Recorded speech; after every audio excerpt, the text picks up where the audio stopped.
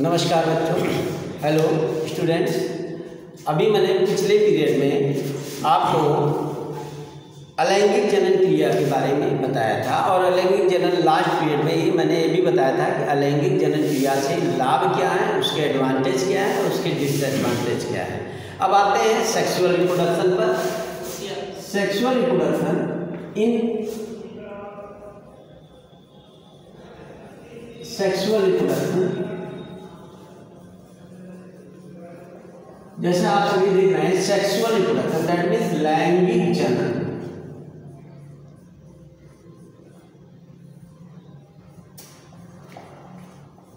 अब लैंगिक जनन जैसा कभी आपके दिमाग में बात आती है कि है क्या, आखिर डेफिनेशन हम किताब की रटी रटाई पढ़ें या इसको हम समझें, तो इसको समझने की कोशिश करिए। सेक्सुअल रिप्रोडक्शन, अगर ये सेक्सुअल शब्द को ही हम समझ लें, सेक्सुअल मीन्स अपोजिट सेक्स, यानी दो डिग्री सेक्स का जब संयुग्मन होता है, अपोजिट सेक्स का संयुग्मन होता है, ध्यान से समझेंगे,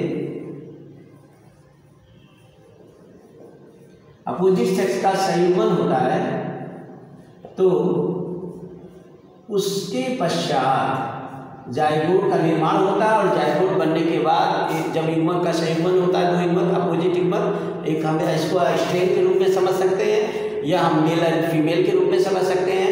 तो स्ट्रेन में आपका आ जाएगा प्लस और माइनस, मेल एंड फीमेल में आप साइन जानते ही हैं ये होता है, और दोनों का संयुग्मन होता है तो जाकर जो भी जाइगोट का फॉर्मेशन होता है जिसे हम 2n बोलते हैं।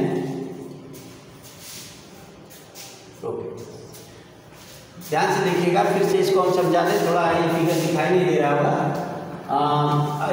सेक्स का संयुग्मन, प्लांट में स्ट्रेन होता है, स्ट्रेन जिसे हम प्लस और माइनस बोलते हैं। अब ये दोनों अपोजिट सेक्स हैं, दोनों को अगर हम माने तो इसको यन और यन मान लें और ये 2n दैट मीन्स जाइगोट बन गया। और इसी प्रकार से एक दूसरा रूप ले सकते हैं मेल और फीमेल, सॉरी पहले मेल लेते हैं फिर फीमेल, दोनों का संयुग्मन होता है तो ये भी 2n बनता है, यानी 2n मीन्स जाइगोट। इसे युग्मनज बोलते हैं, इसे क्या बोलते हैं, हिंदी में युग्मनज और इसे युग्मक बोलते हैं, जिसे स्पर्म एंड ओवा भी बोलो। Sperm that means male, sperm that means male युग्मक, ओवा मीन्स फीमेल युग्मक। स्पर्म को हम जैसे देखते हैं फिगर के द्वारा, तो स्पर्म ऐसे होता है, इसमें टेल पाई जाती है क्योंकि इसमें गति होती है, लोकोमोट करता है। दूसरा ओवा होता है, जो ओवा ऑलरेडी स्टेबल होता है, इसलिए इसमें गति नहीं होती, इसलिए इसकी संरचना ऐसी होती है। दोनों युग्मक जब संयुगित होते हैं तो ये भी 2n का निर्माण करते हैं।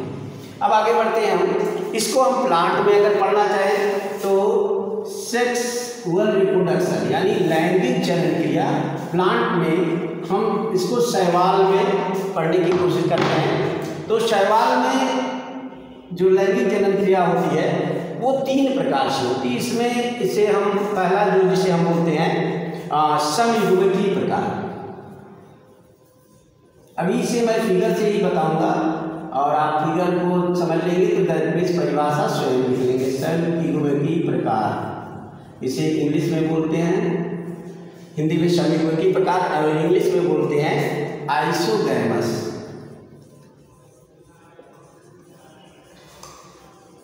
अब आइसोगैमस, अब इसमें देखिए समयुग्मकीय यानी दोनों युग्मक समान संरचना वाले होते हैं। और अगर इसे फिगर से समझना चाहें तो ये हो गया आपका मेल युग्मक यन, दूसरा हो गया फीमेल युग्मक यन, दोनों की संरचना समान है इसलिए इसे समयुग्मकीय कहते हैं। अब दोनों जब यहाँ पर आइसोगैमस युग्मक जब आपस में मिलते हैं या आइसोगैमीट बोलते हैं इसे, आइसोगैमीट यानी दो युग्मक, गैमीट मीन्स युग्मक, आइसोगैमीट दोनों का संयुग्मन होता है। और दोनों जब यहाँ देखिए दोनों डिफरेंसेस हैं, दूर दूर हैं, अब यहाँ दोनों नज़दीक आ जाते हैं, दोनों युग्मक नज़दीक आ गए यानी दोनों आपस में जुड़ गए, यानी इनका संयुग्मन हो गया। अब संयुग्मन होकर ये 2n का निर्माण कर लेते हैं, यानी जाइगोट बन गया। ये आपका हो गया आइसोगैमस। आइसोगैमस में एक चीज ध्यान रखना, इस परिभाषा को याद करने की वजह से समझ में कि दोनों युग्मक समान संरचना वाले हैं, दोनों का संयुग्मन हुआ और 2n जाइगोट का निर्माण हो गया। इसी प्रकार से दूसरा जो जनन का प्रकार होता है संयुग्मकी के बाद, दूसरा होता है जिसे हमने बताया कि परिभाषा या कोई चीज पढ़ने से पहले हम उसके शब्द को ही परिभाषित करें। दूसरा है असमयुग्मकी।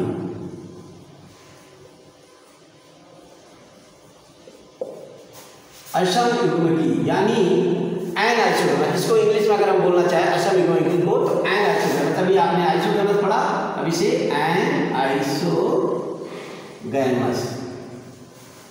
यानी असमयुग्मकी। अब देखिए इस शब्द में ही परिभाषा छिपी है, जैसा अभी हमने बताया असमयुग्मकी यानी इसमें युग्मक समान संरचना वाले नहीं, अर्थात एक छोटा होगा और एक बड़ा होगा। अब इसे फिगर में देख लें, ये आपका एक युग्मक थोड़ा सा बड़ा है और दूसरा युग्मक थोड़ा सा छोटा है, ये असमान संरचना वाले हैं। अब इनका जो एनाइसोगैमेट्स को हम बोल सकते हैं हेटेरोगैमेट्स, दैट मीन्स दोनों अपोजिट साइड्स के हैं, इन्हें हेटेरोगैमेट्स बोल सकते हैं। हेटेरोगैमेट्स विषम संरचना वाले यानी दोनों सेम संरचना के नहीं है, हेटेरोगैमेट्स। अब दोनों का संयुग्मन हो गया, दोनों आपस में जुड़ गए, यन और एक छोटा संरचना वाला युग्मक दोनों हो गए, फिर इन्होंने भी 2n का निर्माण कर दिया। इस प्रकार से इसे हम एनाइसोगैमस युग्मक बोलते हैं। अब तीसरा एक प्रकार होता है जिसे हम फिगर के माध्यम से समझने की कोशिश करते हैं। तीसरे प्रकार को हम थोड़ा सा ध्यान देंगे, विषम युग्मकी प्रकार, थर्ड टाइप का लैंगिक है ना, जिसे हम विषम युग्मकी बोलते हैं।